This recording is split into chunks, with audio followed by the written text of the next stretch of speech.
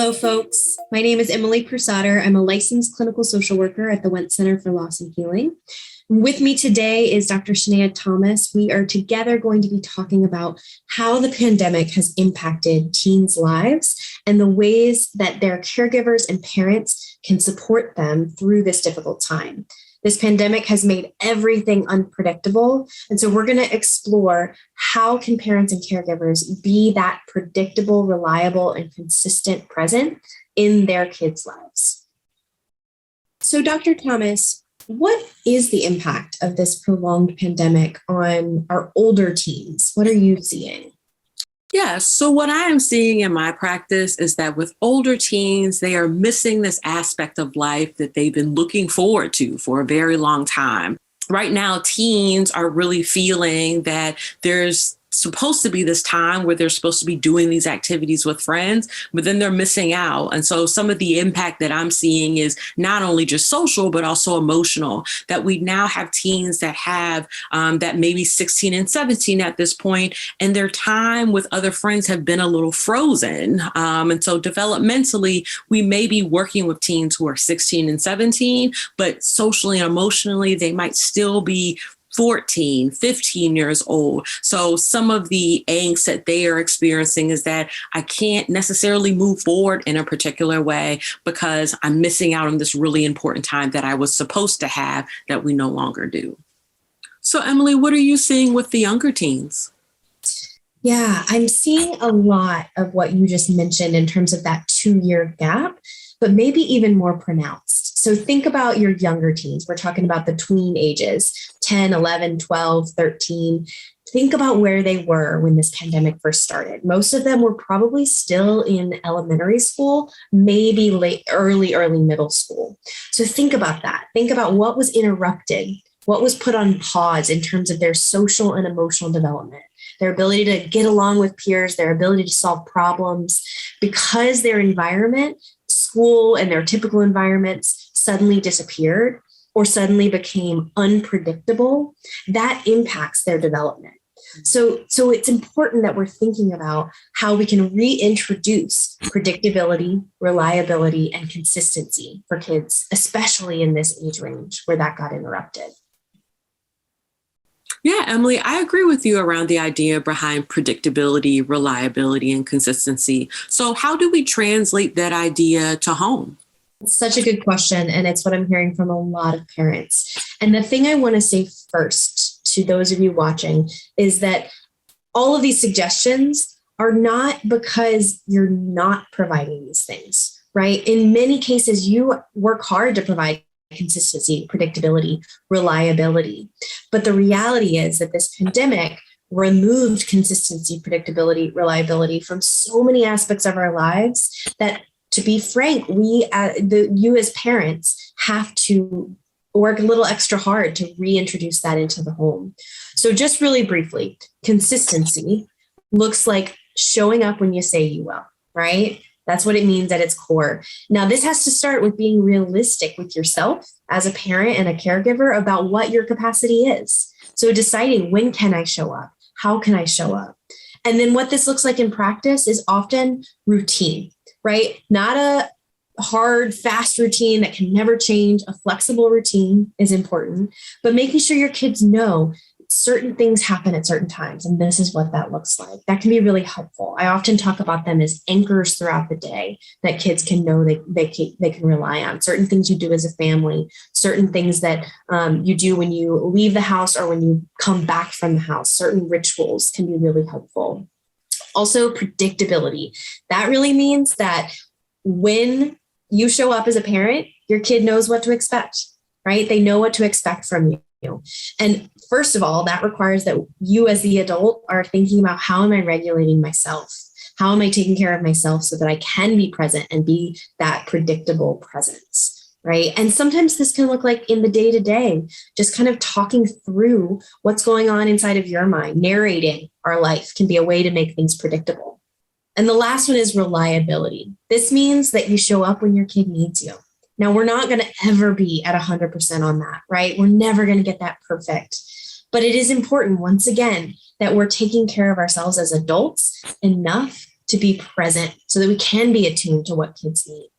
And so when you see that they need you, showing up with listening and validation, problem solving only when asked and only after you've done those first two first, listening and validating. Emily, I hear from so many parents feeling like they are going to say the wrong thing to their teens during this time. Do you have anything specific that you would give to parents around things that they can say in order for their teens to feel supported? Yeah, I'm hearing that question a lot too, right? And some parents are so worried they're going to say the wrong thing that they end up not having the conversation at all. So I have some thoughts on this. For one, often our culture teaches us these phrases that we say to kids that we think are well-intentioned and are going to help. Things like, you're fine, or let's look on the bright side, right? A lot of adults say that to kids with the best of intentions. But the reality is those kind of phrases can be received as invalidating. So the most important thing to think about when you're saying things to your kids, when they're talking to you about the impact of this or feelings in general, is think about how you can listen and validate. So examples of how you can do that is, that sounds really hard. That's one of the best ones you can say, right? That sounds really hard. What you're saying to me sounds tough. Or, of course, you feel tired. This is exhausting. Of course, you feel sad. There's a lot of sad things happening, right? That's validating. Of course, you fill in the blank of any feeling right now because it all makes sense in the middle of this pandemic. So ways you can start this conversation, if you notice that your teen is struggling, you just say, I see that you're having a hard time with your homework. I see that you're spending a lot more time on your phone, not in a judgmental way. I see it and I'm curious about it and I'm here for you. Or, this is really hard for me and I'm wondering if there are parts of it that are hard for you. Those are things you can say to open up that conversation. It doesn't have to be all doom and gloom though, right? We can validate and still instill hope. We can validate and still encourage teens to find the hope or find the kind of resiliency in all of this. So it can be something like, this is really hard and we're going to face it together as a family, as a team, as a unit. So Dr. Thomas, what are some specific ideas or practices that you've seen parents do to create this predictable, consistent, and reliable home for their teens?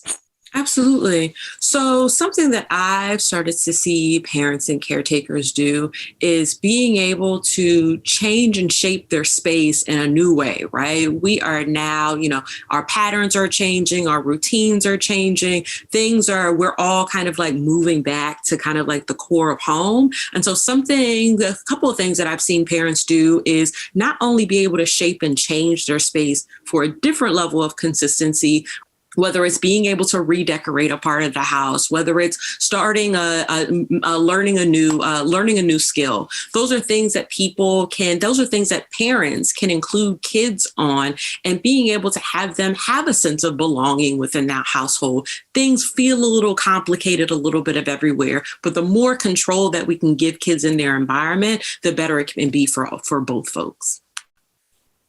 Emily, for you, what are the top two ideas that you usually suggest to parents in order to create a practice of self-compassion within their home? Yeah, the two biggest things that I think allow us to practice self-compassion are changing our relationship with our thoughts and changing the way we talk to ourselves. Okay, so the first one, when we change our relationship with our thoughts, it means noticing our thoughts, not deciding that they are absolute truth. All of our life, thoughts, positive and negative, are back and forth, back and forth, back and forth. And we can say those thoughts are true or not true, but then we're kind of caught up in this epic battle of thoughts. So zooming out and saying, I am the one noticing those thoughts. I see those thoughts or I see those emotions. I notice them, right? It doesn't mean they go away. It doesn't mean we suddenly aren't having a hard time, but it keeps us in this kind of healthy distance of noticing what's happening inside of us rather than being completely swept up in that battle. So that's the first part, changing our relationship with our thoughts. The second part is changing the way we talk to ourselves. And the simplest way to do this is think about how you would talk to someone you care about deeply. You, most of the time, when they are having a hard time, you talk very kindly and compassionately. How can you do that for yourself? How can you have an inner dialogue, not that's unrealistic or overblown, but is honest and kind, right? So things like, I'm doing the best that I can. Today was really hard, and I am really proud of myself for accomplishing one task that needed to get done, right? Kindness is so important in these moments where we need that for ourselves. How about you, Dr. Thomas? What are your top 2 suggestions? Ooh, for me, I think what I suggest not only to my parents and to my teens is that, again, we've never done this before, right? So we are all learning new things at the speed of light. How we are grocery shopping is different. How we're going to school is different. How we're interacting with people are different. So you are just not going to be the same person you were 2 years ago, right? So giving us the ability to be able to evolve in ways that feel good to ourselves. And I also like to give people permission to not have to think about this all the time. This is a very heavy subject to engage in, as we talked about before. So sometimes I like to talk to them about, their guilt around feeling like, well, I want to have fun or I want to find things in order to do with other people. That's okay. It's okay to take a little break from this very heavy topic of the pandemic and do something fun. We need to find those ways in order to care for ourselves the best way that we can. And sometimes giving ourselves permission to step back is a way to establish really good boundaries and self-compassion for ourselves. So, Dr. Thomas, I'm hearing from a lot of parents that are just really struggling themselves with their own responses and emotions and feel like they can't show up and support their teens. What are you saying to parents that feel that way? Well, first of all, I tell them, thank you for being honest, right? I feel like sometimes, especially as parents or caretakers, we want to take on this role of like being able to move through anything at all costs, right? At the cost of sometimes our mental health. And so I always like to recognize that people are struggling and to sit in that for a moment. And then we plan.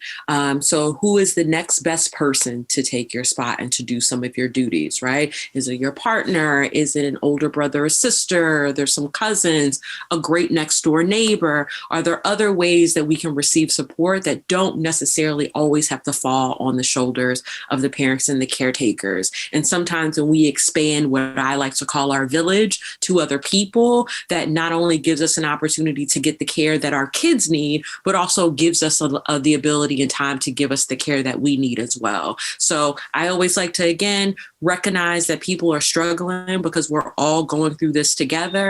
And for 2, expanding our village and our ability to get support supports both the child and the parent at the same time. So Emily, do you have any thoughts about how and when parents should end some of these conversations with their teens? Yeah, sometimes ending the conversation is the hardest part, knowing when to end it. And the reality is this isn't a one and done kind of conversation. It's going to be something that parents need to be ready to come back to over and over. Because for one, it takes more than one conversation to explore how your teen's being impacted. And the pandemic is changing constantly. That's that inconsistency and unpredictability thing. And so it's going to need to be revisited. And so don't feel like you have to hit all the points in one conversation. It's okay to just have one thing to focus on, one feeling, one experience, one impact of the pandemic.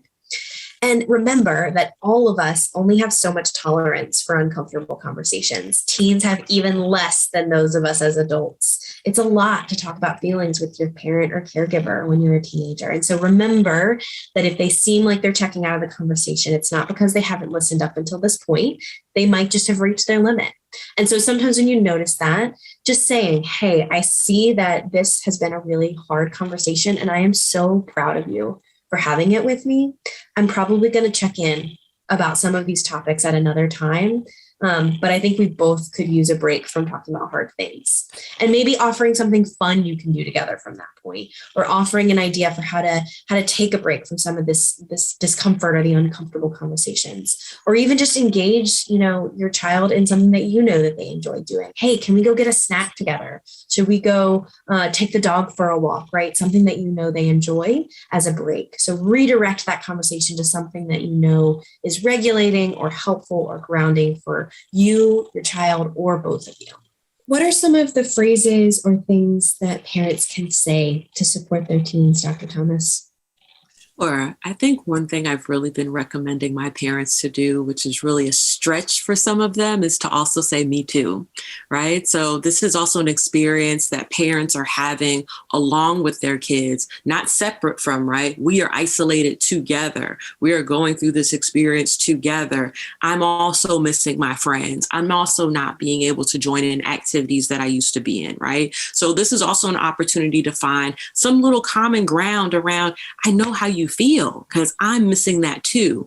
Where it gets different for parents on their end in terms of their role is saying, I know how it feels and this is the way I'm being flexible, or this is the way that I'm missing it, so I'm doing something different. I can't do the same activities I used to, so I'm trying something new. So it gives, even though it may not 100% feel good for the teen, it also gives them a different option of, okay, well, if my parent is going to try something new during this hard time, they're struggling just like I am, I'm going to give it a shot too. Or just to be able to sit and observe and witness. So sometimes, even if it's not something particularly that the teens want to do, knowing that there are other options is also helpful in this process as well. On behalf of myself, Emily, and the rest of the Lent Center, thank you very much for joining us. We appreciate your time today.